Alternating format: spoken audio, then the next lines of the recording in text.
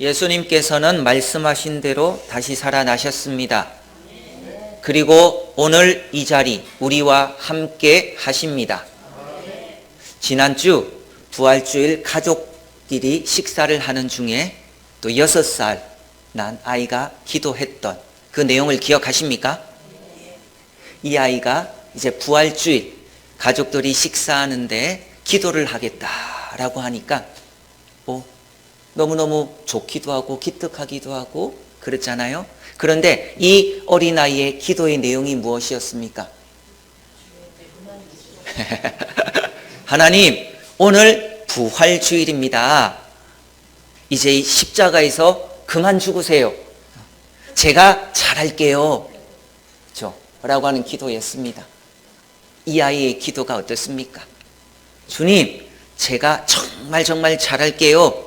라고 하는 이 아이의 그 기도가 오늘을 살아가는 또 부활의 감격 속에 살아가는 우리의 고백이 되어지기를 간절히 소망합니다. 그래서 부활의 주님을 만나면 생각이 달라지고 목적이 달라지고 방향이 달라지는 그런 변화가 우리 삶 가운데 이루어지기를 간절히 소망합니다. 부활하신 주님, 어디에 관심을 가지고 계십니까? 우리는 지난주 부활하신 주님이 관심이 어디에 있는지를 살펴보았습니다. 첫 번째 주님의 관심은 제자들이 회복되는 것, 그것에 부활하신 주님의 관심이 있었습니다. 안식 후 첫날 저녁 제자들은 함께 모여 있었습니다. 그런데 이 제자들은 마리아로부터 예수님이 부활하셨다라고 하는 소식을 이미 들었습니다. 그럼에도 두려워서 문을 꽁꽁 걸어 잠그고 있었습니다. 그 자리에 부활하신 주님께서 나타나셨고 하시는 말씀이 너희들 왜 그때 나를 떠났느냐, 책망의 말씀이 아니라 평강의 말씀을 해 주셨습니다. 그 말씀이 무엇입니까? 너희에게 평강이 있을지어다 라고 하는 말씀을 주셨습니다. 이후에 예수님께서는 모여있는 이들을 향해서 당신이 못 박혔던 손과 창에 찔린 옆구리, 그것을 이들에게 보여주었습니다. 그리고 이들은 그 모습을 보고 기뻐하고 제자들은 다시 회복되어지는 그런 역사가 일어납니다. 그리고 오늘 우리가 읽었던 본문은 우리 부활하신 주님의 두 번째 관심이 기록되어져 있습니다. 부활하신 주님의 두 번째 관심은 어디에 있느냐? 한 사람을 믿게 하는 거예요. 한 사람을 믿게 하는 것, 그것에 부활하신 주님의 관심이 있습니다. 오늘 본문을 보게 되면 예수님의 12 제자 가운데 디두모라고 불리는 도마라고 하는 이름이 기록되어져 있습니다. 예수님의 12 제자 첫 글자를 따면 베안야요 빌바 도마야다 시갑니다. 이 12명의 제자들 가운데 디두모라고 불리는 도마가 오늘 본문에 기록되어져 있습니다. 이제 이 도마라고 하는 이름이 도마 위에 올려진 거예요. 우리에게 이 도마라고 하는 이름은 특별해요. 이것을 한번 생각해 보세요. 특별해요. 왜냐하면 우리 집에 도마는 한 개씩은 다 있잖아요. 그렇잖아요. 최소 아마 2-3개는 다 이렇게 도마 가지고 있을 거예요. 그렇잖아요. 그래서 우리가 도마를 딱 꺼내고 생선 대가리를 친다든지 자르다든지 요리를 하잖아요. 그럴 때 한번 생각해 봤어요. 이 도마라고 하는 이름을 보니까 이 도마를 딱 꺼냈잖아요. 도마를 꺼내면서 우리도 꾸중할 수 있지 않겠습니까? 어떻게? 이 의심 많은 도마야. 의심 많은 도마야 하면서 도마를 쾅쾅 치는 거예요. 생선 대가리도 그렇게 치고 그렇게 하면 어떨까요? 이 의심 많은 도마야 하면서 혼내주고 싶지 않겠습니까? 혼내주는 거예요. 우리도 막 혼내주면 되는 거예요. 칼질도 막 더 열심히 하는 거예요. 아프지 이거는 그러니까 이 도마라고 하는 이름은 참 특별하다라고 하는 거고, 그런데 이 디두모라고 하는 도마라고 했잖아요. 이 디두모라고 하는 이름의 뜻이 뭐냐면 쌍둥이라고 하는 뜻이에요. 도마도 같은 뜻입니다.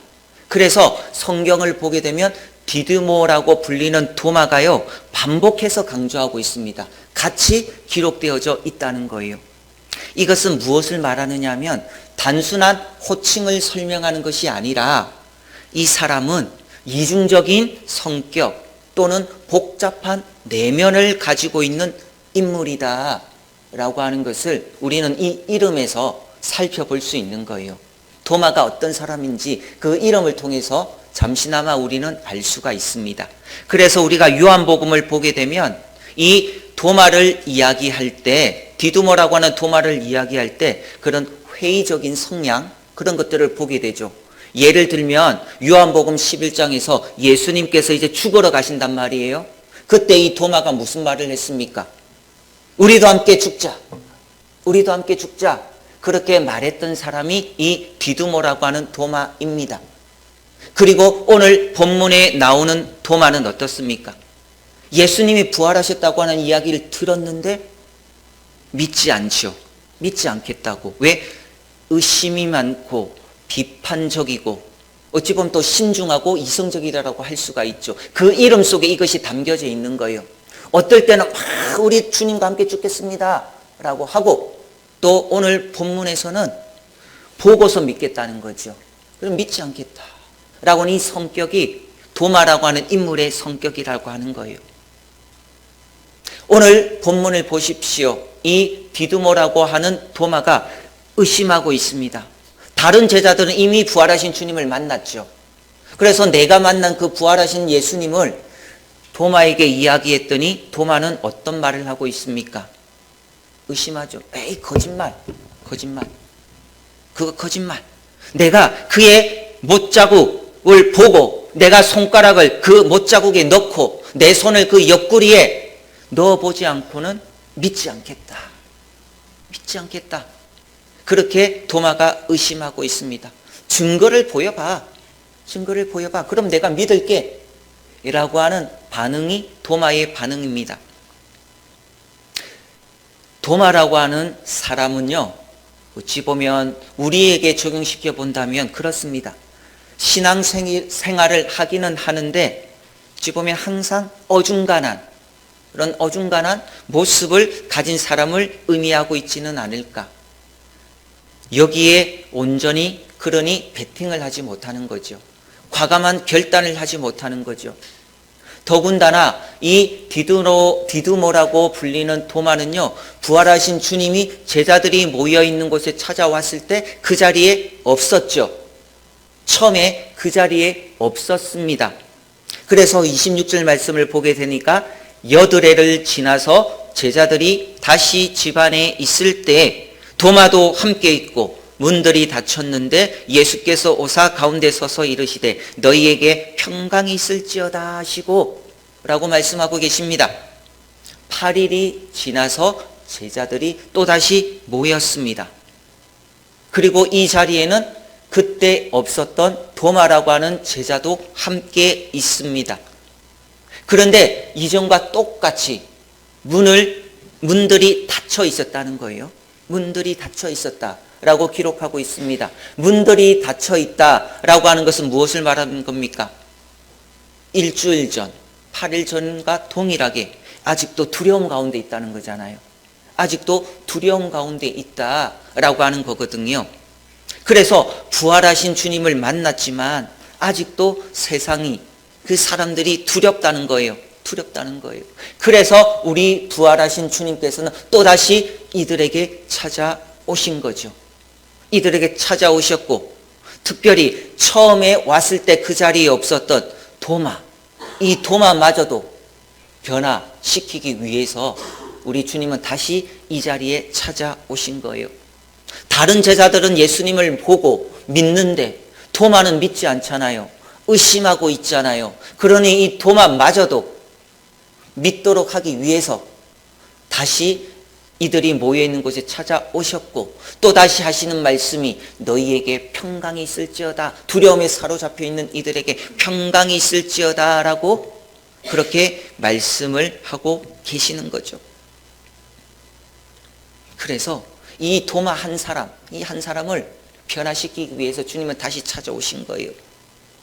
그래서 도마에게 말씀하시죠. 특별히 도마에게 말씀하시잖아요. 오늘 본문은 뭐라고 말씀하십니까? 네 손가락 의심했잖아요. 의심하니까 이제 네 손가락을 이리 내밀어 내 손을 보고 너의 손을 내밀어 내 옆구리에 넣어보라. 의심하니까 넣어보라. 만져보고 넣어봐. 그렇게 말씀하시죠. 그리하여 믿음 없는 자가 되지 말고 믿는 자가 되라 라고 명령하십니다. 믿음 없는 자가 되지 말고 믿는 자가 되라 라고 명령하고 계시잖아요. 자꾸 염려하고 자꾸 의심하고 자꾸 무너지는 자가 되지 말고 이제는 믿는 자가 되라는 명령이거든요. 믿는 자가 되라고 하는 명령입니다. 정말로 부활하신 주님을 만나게 되면 확실하게 달라지고 믿게 믿어야 한다는 그 명령을 오늘 말씀을 통해서 우리에게 오늘 하고 계시는 거죠. 그래서 우리 주님은 손가락을 손에 넣어보고 손을 옆구리에 넣어보고 확인해 보라고 말씀하시는 거예요. 왜요? 그렇게 해서라도 믿음이 없는 자가 되지 말고 믿는 자가 되게 하기 위함이라는 거예요.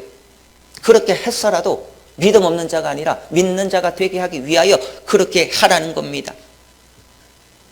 그런데요, 도마는 그것이 필요 없었습니다. 만질 필요도 없었습니다. 넣을 필요도 없었습니다. 그 다음 이어지는 도마의 모습이 무엇입니까? 부활하신 주님 앞에 바로 엎드려서 뭐라고 고백하고 있습니까? 나의 주님이시여 나의 하나님이시니이다 라고 도마는 고백하고 있습니다. 성경 어디에도 도마가 그 예수님을 직접 만졌다, 그곳에 손을 넣었다 라고 하는 기록이 없습니다. 기록이 없습니다. 중요한 것은 도마는 그 부활하신 주님을 만나자마자 주님이심을 알게 되었고 엎드려서 고백하는 게 무엇이냐? 나의 주님이십니다. 나의 하나님이십니다. 그렇게 도마가 고백하고 있습니다. 이 고백 속에는 흥분과 감격이 묻어 있습니다. 그래서 전에는 내가 의심했지만 이제 확실하게 믿겠습니다라고 하는 고백이 담겨져 있는 그 고백인 것이죠. 오늘 이 도마는 두 가지를 고백하고 있습니다. 첫 번째 무엇을 고백했습니까? 나의 주님이십니다. 그것을 고백하고 있습니다. 당시에 이 말은 나의 주인이십니다, 주님이십니다 라고 하는 것은요, 당시에 종들이 주인에게 했던 말입니다. 그러니 이 말의 의미는 뭐겠습니까? 나의 주인은, 내 인생의 주인은 이제 주님이십니다 라고 하는 고백입니다. 나는 주님의 종입니다 라고 하는 고백입니다. 이제 내 인생의 결정권은 오직 주님께 있습니다 라고 하는 고백입니다. 그것이 나의 주님이시여 라고 고백하고 있는 도마의 고백입니다. 이 고백이 부활하신 주님을 만난 우리의 고백이 되어야 합니다. 오늘을 사는 우리의 고백이 되어야 합니다. 나의 주님, 이 고백이 우리의 고백이 되기를 간절히 소망합니다. 두 번째 도마는 무엇을 고백하고 있습니까? 나의 하나님이십니다. 그렇게 고백하고 있습니다. 나의 하나님이십니다 라고 하는 고백은 무엇입니까? 이제 다른 신은 없습니다. 이제 다른 신은 없습니다 라고 하는 고백이지요. 내가 섬겨야 할 유일한 신은 오직 주님 한 분밖에 없습니다. 그 고백인 거예요. 더 이상 다른 종교 앞에 굴복하지 않고 다른 신을 찾아서 숭배하고 섬기며 살지 않겠습니다 라고 하는 고백이 담겨져 있는 것이 나의 하나님이십니다 라고 하는 도마의 고백입니다. 사랑하는 성도 여러분, 우리 모두는 부활하신 주님을 만났습니다. 그렇다면 이 도마의 고백이 그 누구의 고백이 아닙니다. 나의 고백이고 우리의 고백이 되어야 하는 거예요.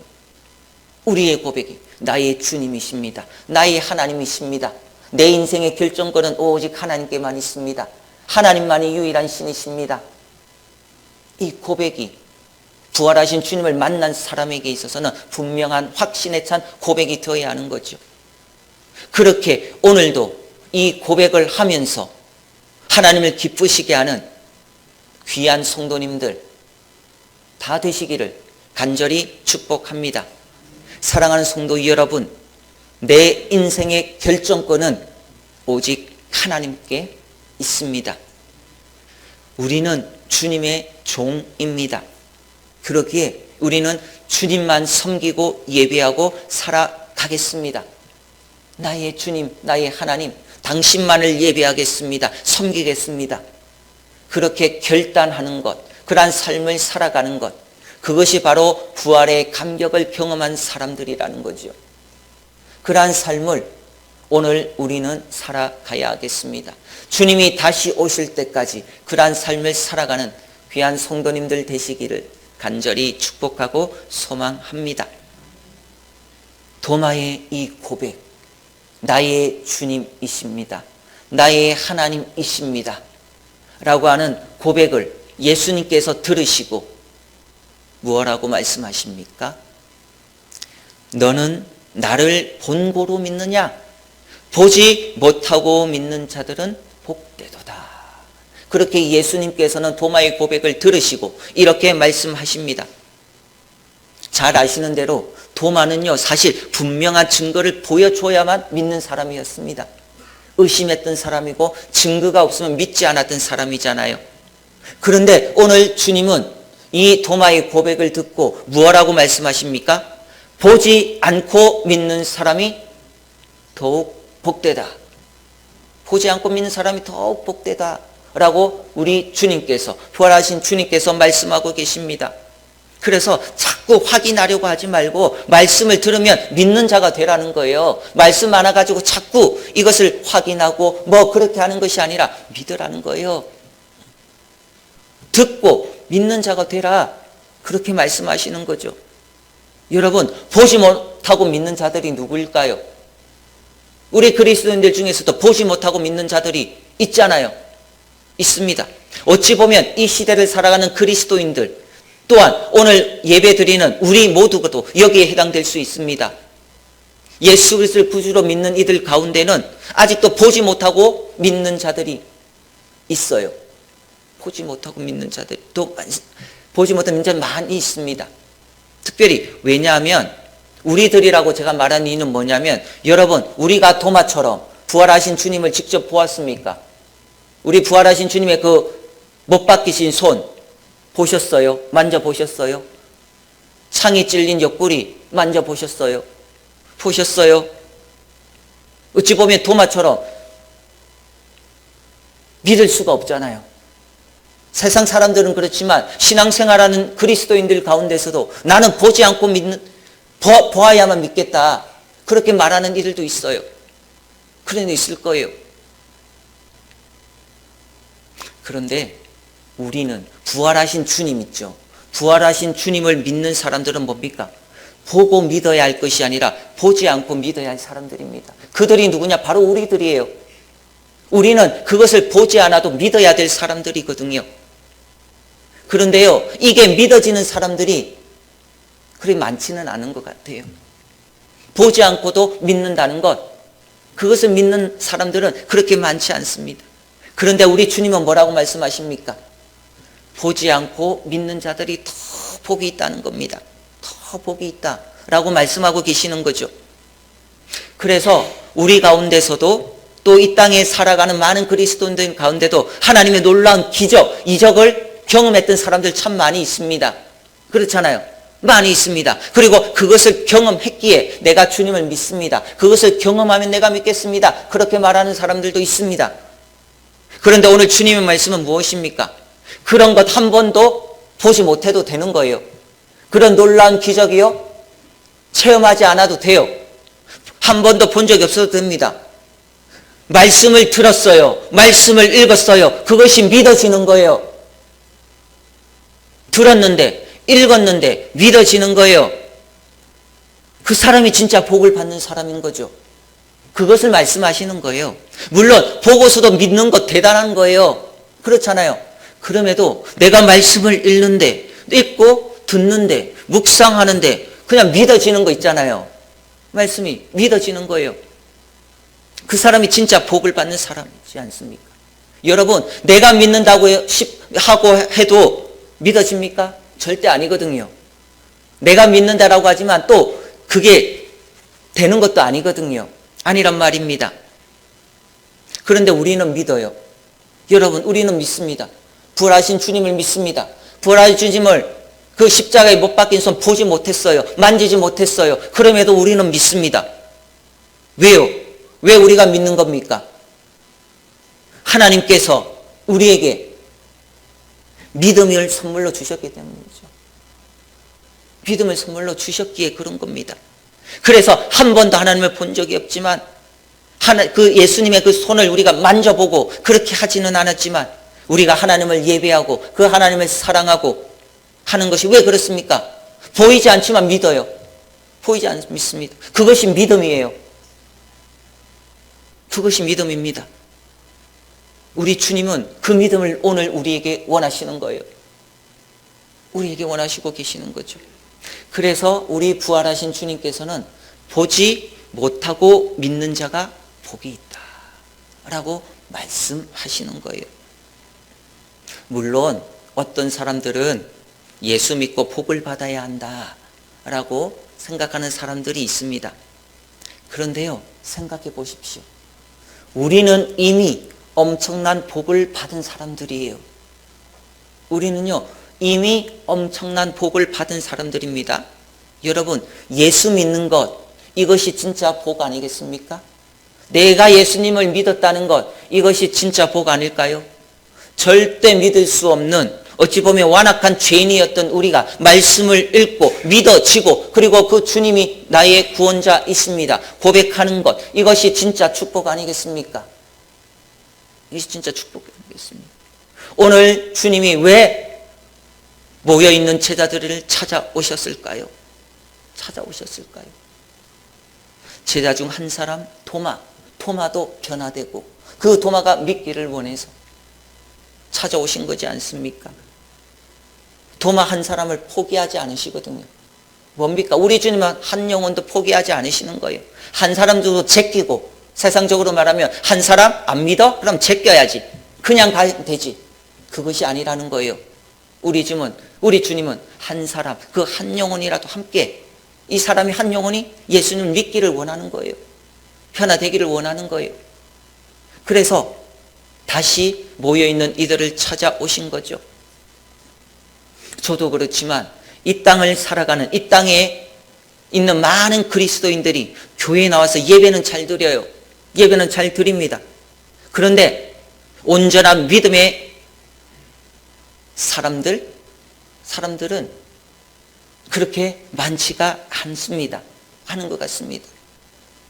그런데 그럼에도 우리 주님은 그 사람을 만나기 위해서 오늘도 찾아오시는 거예요.